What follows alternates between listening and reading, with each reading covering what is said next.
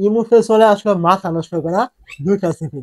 ১ম সেটিংটা আপনি ইমোতে কারো সাথে সেট করলে আপনি যখন তাকে কোনো মেসেজ টাইপ করেন, সে কিন্তু অপর পাশ থেকে বুঝতে পারে যে আপনি তাকে কোনো কিছু টাইপ করছেন। মানে একটা টাইপ করার একটা অপশন কিন্তু চলে আসে। তো এখন থেকে আপনি কিন্তু এটা অফ করতে পারবেন। আপনি তাকে মেসেজ করলে সে অপর পাশ থেকে কিন্তু এটা বুঝতে পারবে না যে আপনি তাকে কোনো কিছু টাইপ করছেন। এটা কিন্তু আপনি অফ করতে পারবেন। তাকে আপনি যখন মেসেজটা পাঠাবেন তখনই কিন্তু সে বুঝতে পারবে আপনি তাকে মেসেজটা পাঠিয়েছেন। এর আগে কিন্তু সে বুঝতে পারবে না যে আপনি তাকে টাইপ করছেন। বিষয়টা কিন্তু খুবই চমৎকার। ২ নাম্বার সেটিংটা হলো আপনি তার মেসেজ পড়লে সে কিন্তু অপর পাশ থেকে বুঝতে পারে যে আপনি তার মেসেজটি আপনি দেখেছিলেন। এখন থেকে কিন্তু আর সেটা হবে না। এই মুহূর্তে কেউ আপনাকে মেসেজ করলে আপনি ওই মেসেজটা এই মুহূর্তে গিয়ে দেখলে সে কিন্তু অপর পাশ থেকে বুঝবে না যে আপনি তার মেসেজটি দেখেছেন কিন্তু তাকে রিপ্লাই দেয়নি। এরকম কিন্তু সে কোনো কিছু বুঝবে না। কিভাবে আপনি ২ টা সেটিং করবেন?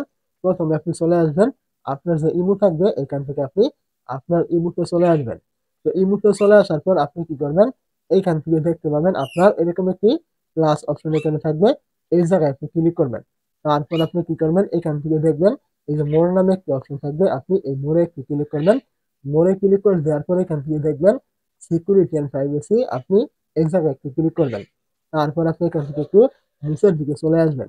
তো আমি বলেছিলাম যে আপনি কোনো কিছু মেসেজ লিখলে সে অপর পাশ থেকে আপনি যে টাইপ করছেন এটা বুঝতে পারবে না। সেটার জন্য আপনি এখান থেকে দেখবেন ইনপুট স্ট্যাটাস নামে একটা অপশন থাকবে। আপনি এই জায়গায় ক্লিক করবেন। এখানে ক্লিক করলে দেখতে পাচ্ছেন এই যে কি টাইপিং অপশন কিন্তু দেখানো হয়েছে। সে কিন্তু অপর পাশ থেকে বুঝতে পারে যে আপনি থেকে কোনো কিছু এরকম টাইপ করে লিখছেন। এটা কিন্তু এখন থেকে আর সে বুঝতে পারবে না। যদি আপনি এখান থেকে এভরিওয়ান সিলেক্ট করা থাকতে পারে, মাই কন্ট্যাক্ট সিলেক্ট করা থাকতে পারে, আপনি এখান থেকে এই যে নোবডি রয়েছে এখানে আপনি সিলেক্ট করে দেন, তাহলে কিন্তু সে অপর পাশ থেকে এরকম কোনো টাইপিং চিহ্ন কিছু দেখতে কিন্তু পারবে না। তো তারপর আমরা দেখে নিব ২ নম্বর সেটিং। এখান থেকে ব্যাগে চলে আসবেন এবং এখান থেকে আমরা বলেছিলাম যে আপনি তার মেসেজটি দেখলেও ইমোতে কিন্তু সে অপর পাশ থেকে বুঝতে পারবে না তার মেসেজটি আপনি করেছিলেন।